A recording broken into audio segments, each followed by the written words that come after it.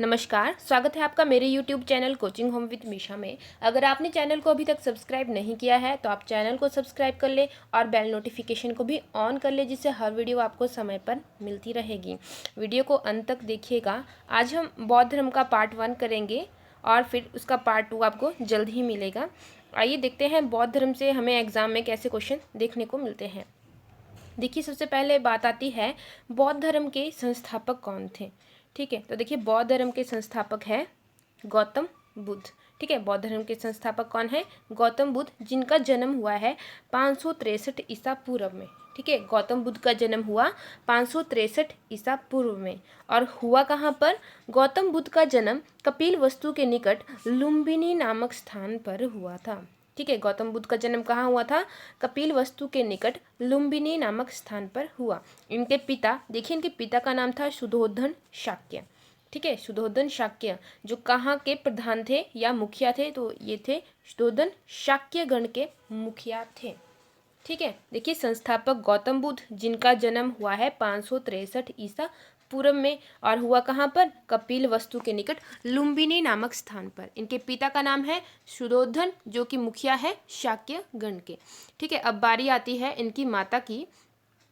देखिए इनकी माता का नाम है महामाया, या कई बुक्स में आपको महादेवी भी देखने को मिलेगा। ठीक है, इनकी माता महामाया जो है कौन से वंश की थी? तो देखिए यह थी कोलीय वंश की कन्या। ठीक है, बहुत बार एग्जाम में ये क्वेश्चन देखने को मिलता है, इसलिए ये इंपॉर्टेंट है। इनकी माता जो है कोलीय वंश की कन्या थी।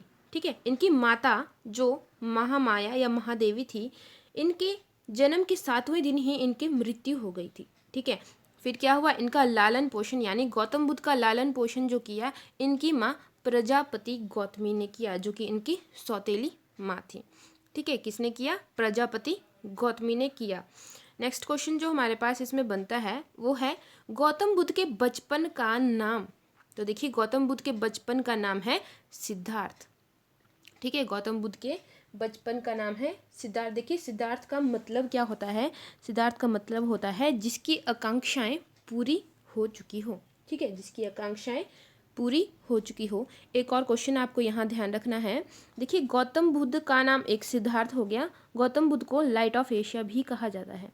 ठीक है, लाइट ऑफ एशिया, आपको ध्यान रखना है। गौतम बुद्ध को लाइट ऑफ एशिया भी कहा जाता है और गौतम बुद्ध को ही शाक्य मुनि भी कहा जाता है। ठीक है, अगर एग्जाम में पूछा जाए शाक्य मुनि कौन है तो वो गौतम बुद्ध थे। ठीक है, और इनके पिता थे शुद्धोधन। ठीक है, आइए नेक्स्ट क्वेश्चन हम देखते हैं। नेक्स्ट क्वेश्चन है गौतम बुद्ध का विवाह। गौतम बुद्ध का विवाह जो है किसके साथ हुआ? गौतम बुद्ध का विवाह यशोधरा के साथ हुआ। कौन से वर्ष की अवस्था में?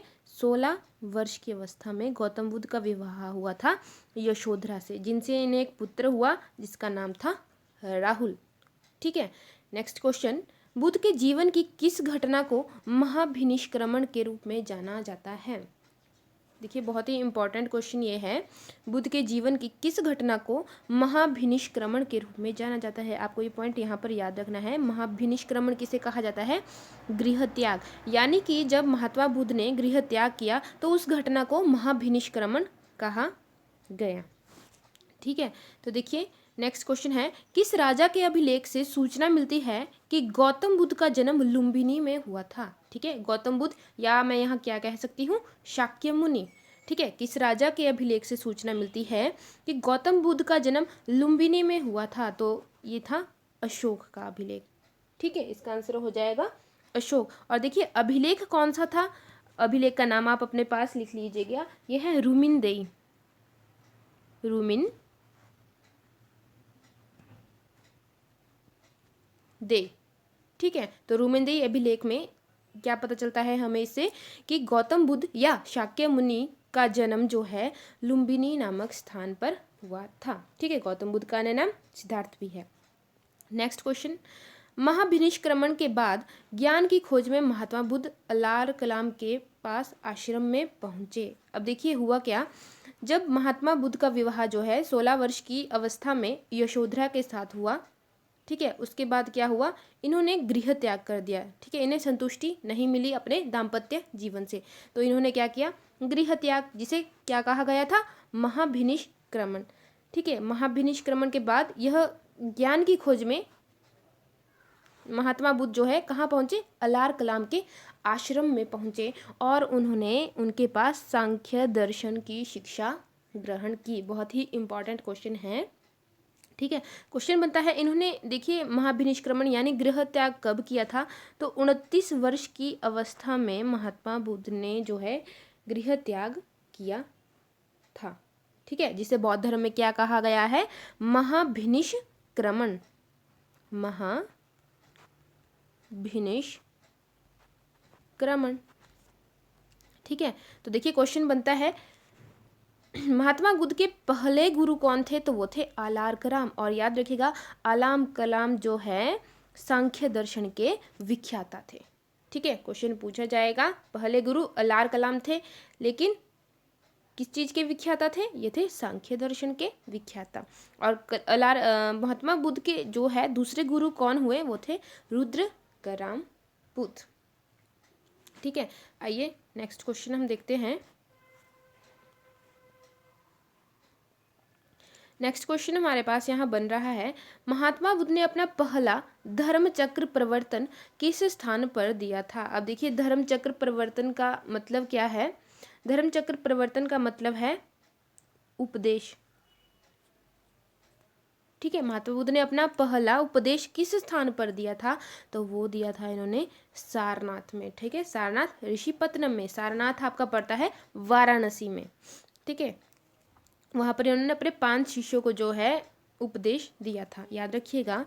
अब देखिए हुआ क्या, 6 वर्षों की कठिन तपस्या के बाद 35 वर्ष की अवस्था में, ठीक है, 6 वर्षों की कठिन तपस्या के बाद 35 वर्ष की अवस्था में वैशाख पूर्णिमा की रात को निरंजना यानी कि फल्गु नदी के किनारे पीपल के वृक्ष के नीचे गौतम बुद्ध को ज्ञान प्राप्त हुआ था।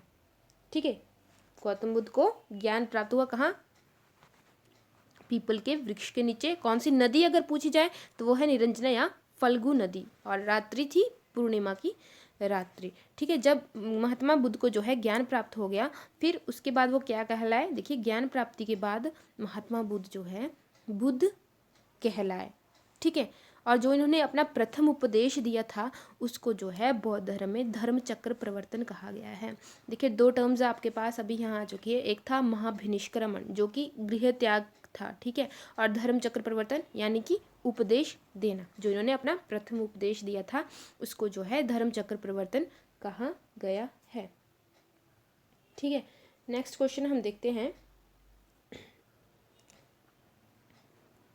बुद्ध ने अपने सर्वाधिक उपदेश कहाँ दिए, तो देखिए बुद्ध ने अपने सर्वाधिक उपदेश जो दिए हैं वो दिए हैं श्रावस्ती। ठीक है, श्रावस्ती जो है कौशल देश की राजधानी है। ठीक है, श्रावस्ती कौशल देश की राजधानी है। ठीक है, नेक्स्ट है, बुद्ध के सबसे अधिक शिष्य कौन से राज्य से थे, तो देखिए कौशल राज्य से, यहाँ कौशल होगा, कौशल राज्य से ही इनके सर्वाधिक शिष्य थे। कौशल देश की राजधानी है श्रावस्ती। ठीक है, देखिए प्रथम उपदेश दिया है इन्होंने, प्रथम उपदेश दिया है अपना इन्होंने कहाँ पर, वाराणसी यानी कि सारनाथ में। ठीक है, और जो सबसे अधिक सर्वाधिक उपदेश जो इन्होंने दिए हैं वो दिए हैं इन्होंने कहाँ पर, कौशल देश की राजधानी श्रावस्ती में। नेक्स्ट क्वेश्चन, बुद्ध कौशाम्बी किसके राज्यकाल में आए थे, देखिए यानी कि बुद्ध जो है कौशाम्बी में किसके राज्यकाल में आए थे, कौशाम्बी में उस टाइम कौन थे, तो वो थे उदयन। ठीक है, नेक्स्ट क्वेश्चन बनता है, महात्मा बुद्ध का महापरिनिर्वाण कहाँ हुआ था, तो देखिए महापरिनिर्वाण कहाँ हुआ था, ये हुआ था कुशीनगर में। अब महापरिनिर्वाण का मतलब होता क्या है, देखिए महापरिनिर्वाण है अपने शरीर को त्याग देना यानी कि इनकी मृत्यु। ठीक है, देखिए इन्होंने अपने अंतिम दिन पावापुरी में एक चंद नामक लोहार के यहाँ बिताए। ठीक है, इन्होंने अपने अंतिम दिन कहाँ बिताए, पावापुरी में एक चंद नामक लोहार के यहाँ बिताए, और यहीं पर इन्होंने सूअर का मांस ग्रहण किया। ठीक है, इन्हें को जो है किसी ने सूअर का मांस खिला दिया जिससे इन्हें रक्ततिसार हो गया यानी कि डायरिया हो गया। ठीक है, रक्ततिसार यानी कि डायरिया हो गया था जिससे, ठीक है, बहुत ज़्यादा इनकी तबीयत खराब हो चुकी थी और इनको जो है डायरिया हो गया, किस कारण, सूअर का मांस खाने के कारण। ठीक है, फिर 483 ईसा पूर्व कुशीनगर में इनकी मृत्यु हो गई। ठीक है। देखिए सुअर का मांस इन्होंने जो है पावापुरी में इन्हें खिलाया गया था। मृत्यु हुई है 483 ईसा पूर्व कुशीनगर में 80 वर्ष की अवस्था में। ठीक है। बौद्ध ग्रंथों में इसे महापरिनिर्वाण कहा जाता है। ठीक है, यानी कि इनकी जो शरीर त्यागने की प्रक्रिया को जो है महापरिनिर्वाण कहा जाता है। ठीक है। Next question. अब देखिए हमने अभी पढ़ा कि चुंद सुनार के यहाँ जो इन्हें सुअर का मांस खिला दिया गया था। ठीक है, जिससे इनकी तबीयत खराब हो गई थी और डायरिया इन्हें हो गया था। अपने जीवन के अंतिम वर्ष में गौतम बुद्ध अपने शिष्य चुंद के यहाँ पावापुरी पहुंचे। हमने अभी पढ़ा। ठीक है, वहाँ क्या हुआ था, इन्हें डायरिया हो गया था। किस कारण? सुअर का मांस खाने के कारण। ठीक है, किसी ने इन्हें सुअर का मांस खिला दिया था। फिर ये देखिए इनकी तबीयत खराब थी, परंतु फिर भी ये पावापुरी से कहाँ पहुँच गए? कुशीनगर। ठीक है, फिर ये पावापुरी से कुशीनगर चले गए और यहीं पर सुभद्र को उन्होंने अपना अंतिम उपदेश दिया और अंतिम उपदेश देने के पश्चात जो है इन्हें महापरिनिर्वाण की प्राप्ति होगी, यानी इन्होंने अपना शरीर जो है त्याग कर दिया। तो क्वेश्चन आता है कि महात्मा बुद्ध ने अपना अंतिम उपदेश किसे दिया था? तो वो दिया था सुभद्र को, या महात्मा बुद्ध के अंतिम शिष्य कौन थे? सुभद्र। ठीक है, तो ये देखिए ये हमारा महात्मा बुद्ध यानी बौद्ध धर्म का पार्ट 1 हो चुका है। पार्ट 2 के साथ हम जल्द ही मिलेंगे।